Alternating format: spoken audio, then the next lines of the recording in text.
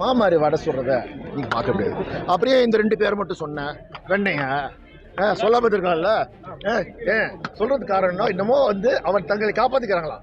மத்திய பட்ஜெட்டில் தமிழ்நாடு புறக்கணிக்கப்பட்டதை கண்டித்து திமுக சார்பில் நடைபெற்ற கண்டன ஆர்ப்பாட்டத்தில் பேசிய தயாநிதி மாறன், மத்திய அரசு வாயில் நன்றாக வடை சுடுவதாகவும் இன்னும் கொஞ்ச நாளில் பாஜக அரசு கலைந்துவிடும் என தெரிவித்தார். துறைமுகத்திலே இன்று வடகிழக்கு, கிழக்கு, வடக்கு மாவட்டத்தின் சார்பாக நாங்கள் இந்த ஆர்ப்பாட்டத்தை நாங்கள் செய்து முடித்திருக்கிறோம். நீங்கள் பார்த்தீர்கள் என்றால் இதோ இந்தியாவிலே 2 மாநிலங்கள் மட்டும்தான் இருக்கிறது, மற்ற மாநிலங்கள் இல்லை போல் இருந்து ஒரு செயலை காட்டுகின்ற வகையிலே நிதி அமைச்சர் திருமதி நிர்மலா சீதாராமன் அவர்கள் ஒரு நிதி அறிக்கை பெற்றார். இதை பார்த்தீர்கள் என்றால் ஆந்திராவுக்கு சந்திரபாபு நாயுடுக்கு 16,000 கோடி கொடுப்பது போல் இருக்கு ஒரு தோற்றத்தை உருவாக்கிறார். உண்மையில் பார்த்தீங்கன்றால் பீகாருக்கு நிதிஷ்குமாருக்கு 35,000 கோடி உண்மையாக தருகிறார்கள், அதுக்கு வெள்ள நிவாரணத்துக்கு. ஆனால் ஆந்திராவிலே சந்திரபாபு நாயுடுக்கு 16,000 கோடி கடனாக கூட தரவில்லை.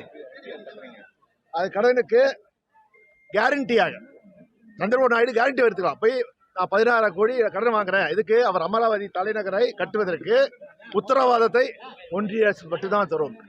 அதற்கான வட்டியையும் அசலையும் அவர்தான் யாரு சந்திரபாபு நாயுடு தான் தர வேண்டும், ஆந்திரா அரசு தான் தர வேண்டும். இதில் என்ன தெரிகிறது என்றால் இந்தி பேசுகின்ற பீகாருக்கு 35,000 கோடி சொலையா எடுத்து கொடுத்தார்.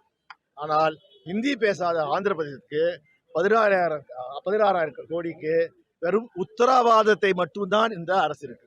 இதுல என்ன தெரியுது, சந்திரபாபு நாயுடு விஷயம் தெரிஞ்சவர் தான்.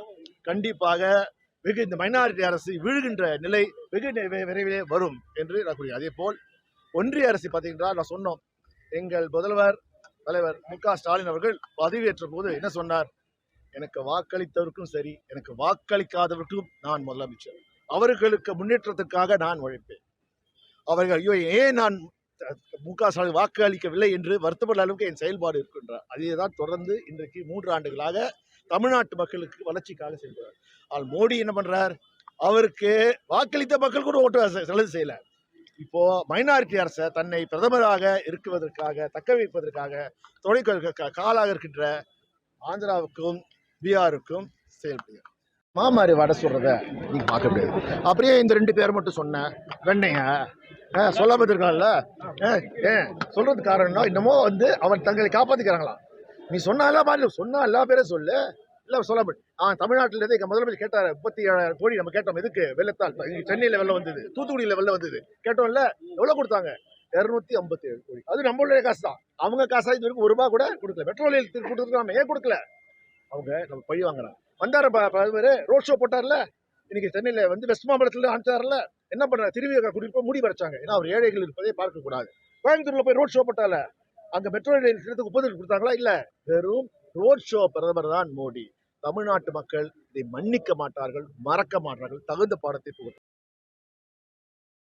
செய்திகளை உள்ளது உள்ளபடி தெரிந்து கொள்ள ரெஃப்ளெக்ட் நியூஸை சப்ஸ்கிரைப் பண்ணுங்க.